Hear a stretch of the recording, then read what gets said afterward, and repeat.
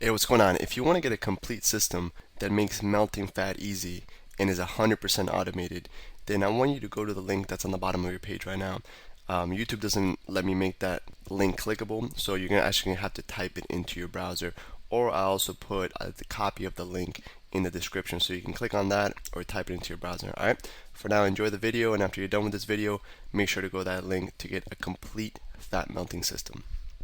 Now this next technique is extremely important considering that 90% of fights, especially 90% of street fights, even MMA fights, if you watch the UFC, they at some point are tempted to go to the ground, or at some point they go to the ground.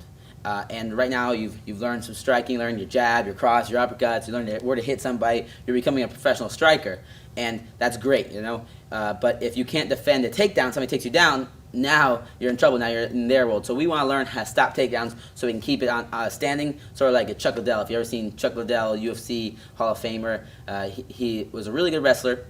He knew jiu-jitsu, but his top thing was striking. He was an amazing striker, good at knocking people out.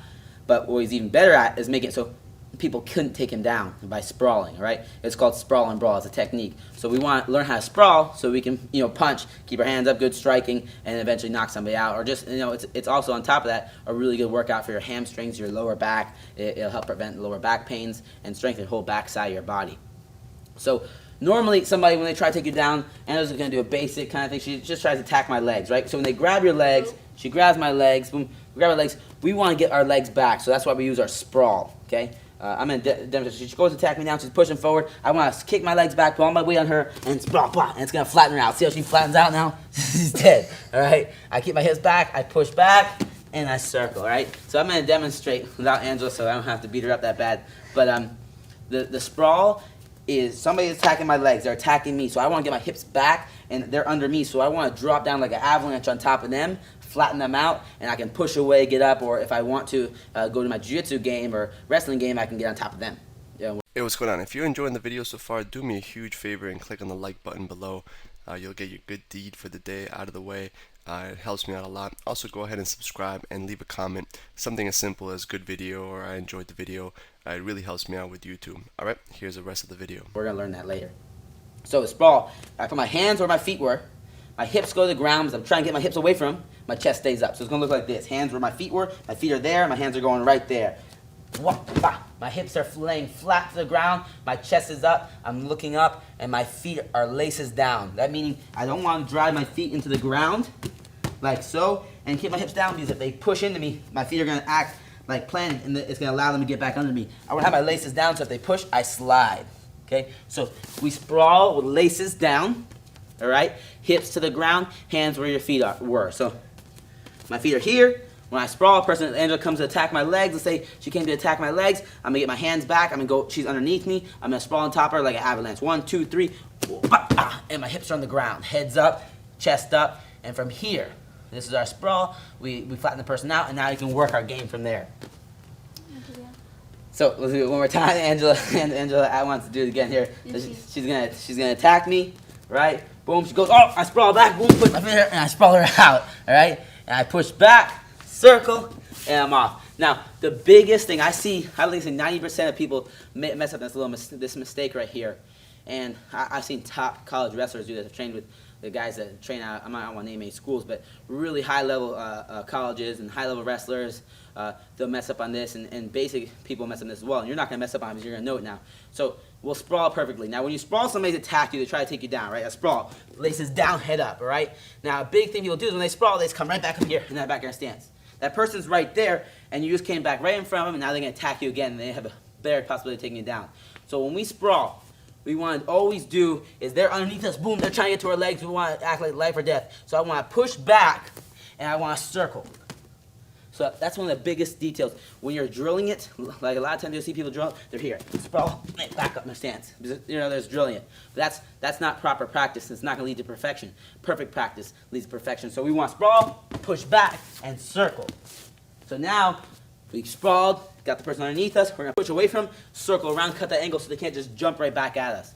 So another example, Angela's going to take one more for the team. She's going to shoot on me, boom. I'm going to sprawl, and I push back, circle. And now when she gets up, she'll know where I'm at, and I can punch her, kick her, do whatever I want, all right? So that's our sprawl. Very important technique, sprawl and brawl. You want to be able to control when you go to the ground and when you don't go to the ground. And whenever someone wants to take us down, we want to get away. We want to use one of our top techniques. Number one technique in stopping takedowns is a sprawl. So you got your strikes now, you got your sprawl. We're going to add them all together, and we'll be able to sprawl and brawl. So how we're going to drill this, we're going to do 3 2-minute rounds. 3 2-minute rounds where we're striking and sprawling, all right? Every 15 seconds, we're going to sprawl. So we have a 2-minute round. You should sprawl 4 times every round, 4 times every minute, 8 times every round, all right? So you're going to have a bunch of sprawls in there. You get 24 sprawls while we're practicing our striking, so we're practicing our sprawl and brawl. We're going to sprawl and strike. And you're going to do this on air, all right? Anywhere but with perfect practice. So we sprawl, the key points. We want to put our hands where our feet were, hips to the ground, chest up, laces down. We're going to push back and circle. And Angela's going to demonstrate. So she's going to be in her striking stance. Okay? Good. She's striking. She has a jab, cross, 15 seconds are coming up. And now uppercut. And now she's going to sprawl. So she's going to sprawl. Good. Hands or feet are chest up, push back, and circle around. Okay? You want to push back. She's going to do again. She's going to demonstrate right here. Good. Face the camera. She's going to sprawl. Right here. Now she's going to push back on her knees, go on her knees, push back on her knees. Good. Now she's going to circle around. Good. And circle, circle, circle. So you're going to do that every 15 seconds. We're putting everything together now. We have our strikes now. We're mixing up our jab, our cross, our uppercuts, our hooks. We're putting our combinations together. And now we're going to add our sprawls in there. Every 15 seconds, we're going to practice on sprawling. I sprawl, push back, circle, jab, jab, cross. And again, it's at your own pace. As you get more fluid with it, you build that myelin, you're going to go faster and faster and be able to go harder and harder. All right? There's a perfect drill for this exercise, sprawling and brawling, practicing on your sprawl. So a strengthening exercise for our sprawls, we're going to demonstrate, we're going to use a medicine ball for this. Angela's going to demonstrate for sprawls, we need to really strengthen our backside, our hamstrings. That's help us push back our lower back so we can arch. It's all our backside where we're hipping into them, right? We're using our core and our legs. So what Angela's going to do, just to practice these sprawls and get more explosive with the sprawls and build up your hips, because hips are one of the most important things in striking, in wrestling, and jiu-jitsu, all right? So this is just strictly for strengthening. It's not exactly for technique because we're not going to be pushing back and circling. What we're going to do, Angela's going to put her hands on the ball. We're going to kick back, sag our hips, okay? From here, we're going to jump our feet up by the ball with at the same motion, up and slam. Good. Catch it, sprawl, up, slam, okay?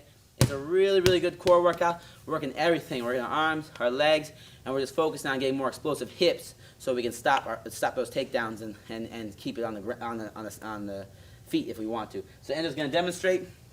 She's going to put her she's going to sprawl back, hips to the ground. Good. Oh, it's good. She's good. Do it again. She'll do it again. She's going to sprawl back, hips to the ground.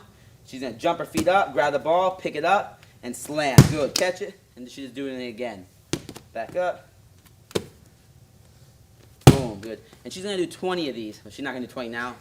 You're going to do 20 of these. And you get 20 of these with a 1-minute break, right? You want to do about 5 rounds. If 5 is a little bit too much, start at 2, work to 3. But eventually you want to get to 5 rounds where you can pump these out really quick in about 50 seconds to under a minute. And then you get a minute break. You're going to do it again. So we get that interval training going, and we strengthen up that whole backside of our body, get that core working, and we get explosive hips so we can get we can get harder punches, faster punches, stronger punches. Hey, real quick, one more thing before you go. I want to make sure you know that there is no correlation between how hard you work and how much fat you melt or how much muscle you build. All right? There's enough science, enough data out there that there's absolutely no correlation between hard work and results. All right? There's a difference between movement and achievement. All right? If you want to learn my best tips, what I call the 5% hacks that allow you to get maximum results, maximum fat loss, maximum lean muscle gain, I want you to go to the link that's on the bottom of this page, or you can click on the link in the description. All right, you're going to get a complete system for melting fat in an intelligent and streamlined system. I'll see you there.